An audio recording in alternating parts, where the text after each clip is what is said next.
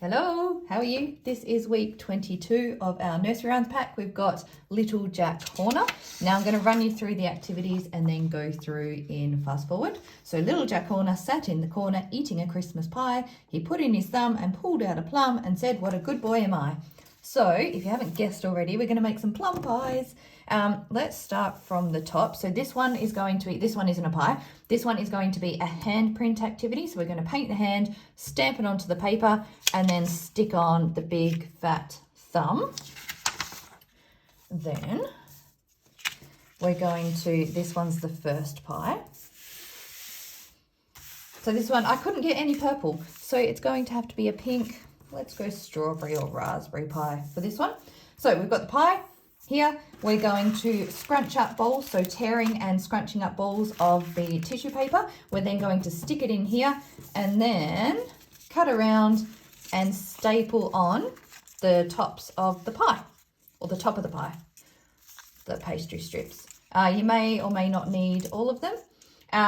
You can weave this one if you want to, but that will be the next activity. I can't wait to do that one. I've been planning to do that for 24 weeks now. Okay. We finally got up to it. Now, this one, we're not going to cut this one out yet. We do cut out the top because we basically need it as a template. So to start with, we're going to count out our plums. I'll do this properly later. I just want to show you the different activities to start. We're going to stick all our plums down. We are then going to, flip that one over, weave these pastry strips. These ones are a little bit smaller.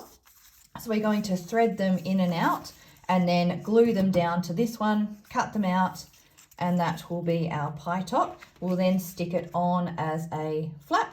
You can flip that over, sorry, so you don't see the white there. I will do that soon. So that pie will have a lid. We can then cut it out again around the outside, or you can just leave it on the A4 paper.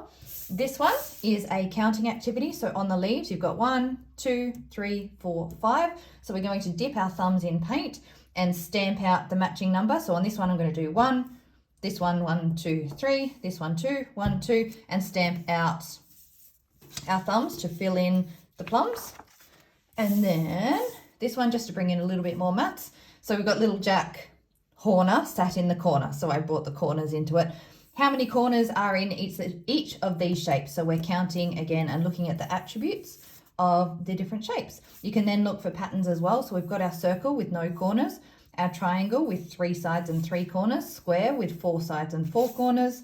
Same with the rectangle, 4 and 4, pentagon is 5 and 5, and hexagon 6 and 6. So that's this week. I'm going to do it in fast forward and hopefully we get some good results. Talk to you in a sec.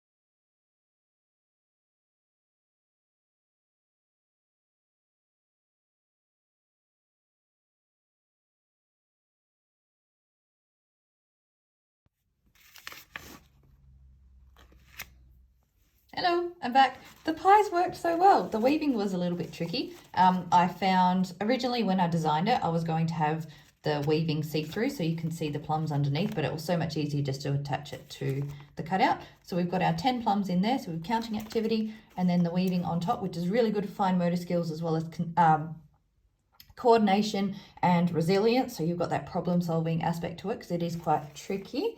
This one is so cute. So it just worked out perfectly that I had the 10 screwed up balls. You could do it with smaller ones and have it a lot flatter if you want to. That's a pretty fat pie, but I'm quite happy with that. We've got the thumbprint one. So painted my hand and stuck on the thumb. And then we had the corners. So again, I used this with finger painting while I had the paint out. Just adds a sensory element. They don't have to be picking up pens all the time. And then this one, the thumbprints. All right, that's all for this week. I will talk to you soon. Bye.